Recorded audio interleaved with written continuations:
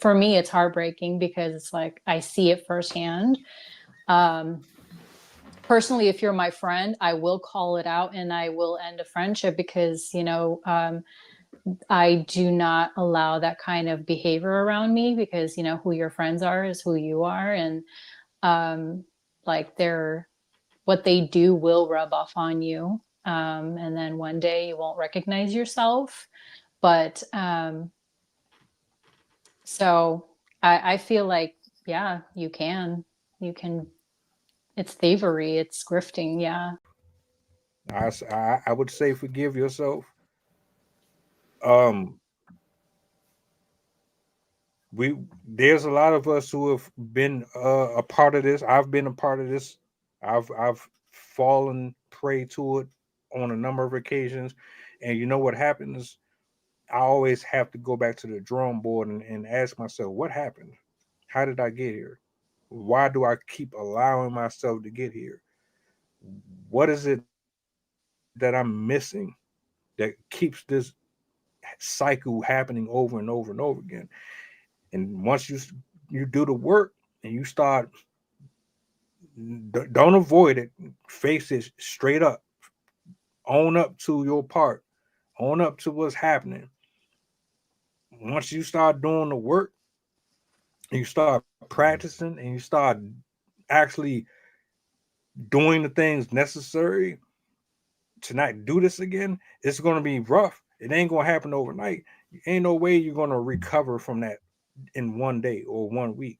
And then you have to constantly be in a space where you are reading, you are praying, you are you're in a space with people who are healthy, and put yourself around folks who know what's going on, that have the experience.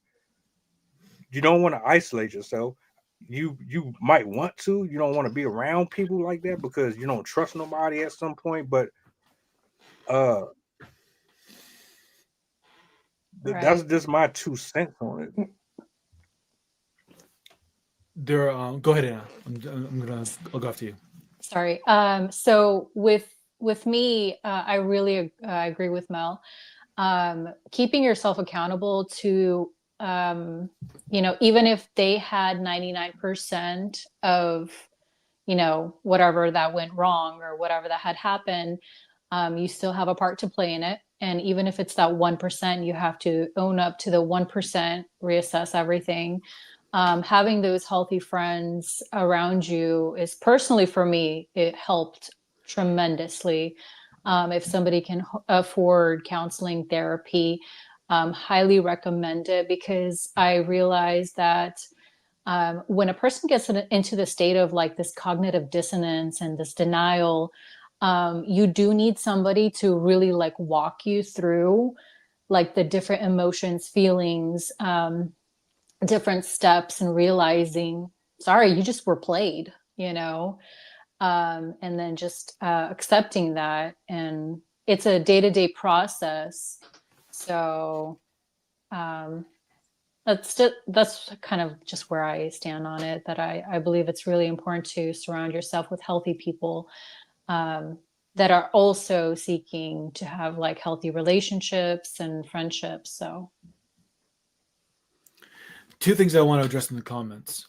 First of all, the next comment after this one right here, the Garrett said, uh, I guess you could say that men who have been victim of the robbing blind of men of their masculinity, yeah, that could be part of it.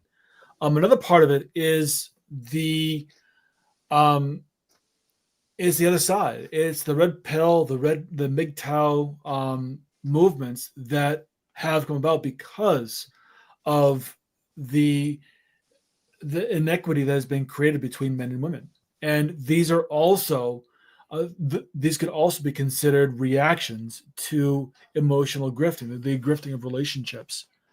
Another thing was a question that Sydney asked if I think grifting is considered bait and switch. Bait and switch is a tool, or is um, program, I guess you could call, that grifters use. It is a system of duping people, not necessarily. There isn't a bait and switcher and then a grifter. A grifter uses different resources like the bait and switch in order to accomplish their goals.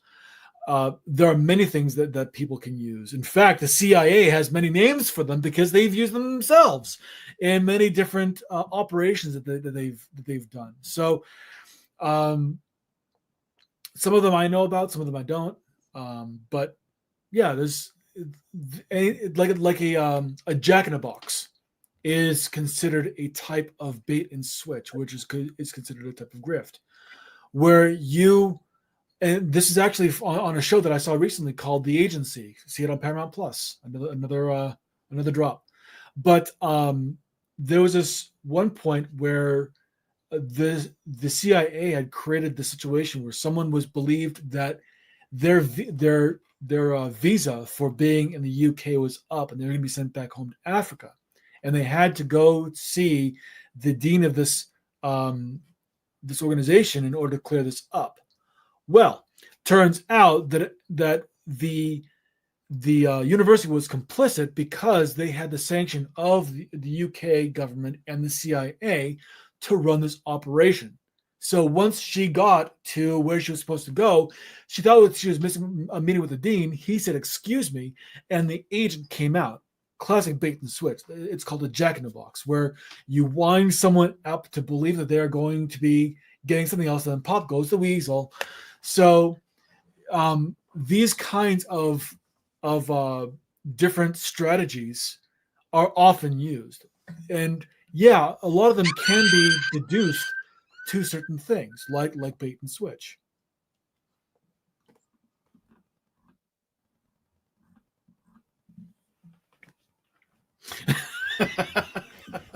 Garrett said,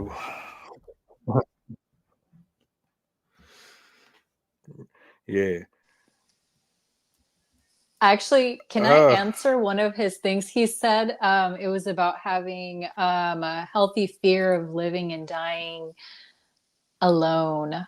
So should women in both traditional and modern have a healthy fear of living and dying alone, broke, no family, destitute? I believe this would incentivize women to get a man in the past.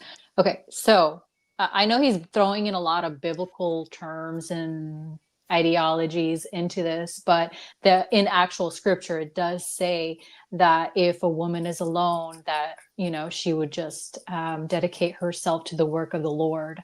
So there should be no fear ever put into anybody that they you have to have fear that you're going to die alone. Like for me, I'm at a point in my life, like if this is the road that God has planned for me, then like so be it. Until further notice, I'm unavailable, so but is there a fear? No, there is no fear, because that's just not a healthy way to live. So apparently this is the day of Jason recommendations for shows and movies. This one show called Vanishing Sun, you can't see, you don't, there's no way to see it any longer. It's been off air for a long time. But Russell Wong was the protagonist. He was infiltrating a gang because his brother was in the gang. He was trying to get his brother out. And in one episode, he had to execute someone. But this person was very calm about the idea that he was going to die. And Russell's character said, "Aren't you afraid of death?" And the guy responded with, "Are you afraid of lunch?" And this really puts into perspective that death is an inevitable. There's no way to escape it. We all have an expiration date. Every single one of us. It is going to happen. The sooner you accept it, the better off you are. In Stoicism, there's this concept of harmonious mortality, which is the idea of understanding that you have only so long to live. And because of that, the fire within you should burn so bright as to be able to accomplish as much as you can with the time that you have. It isn't about trying to escape death.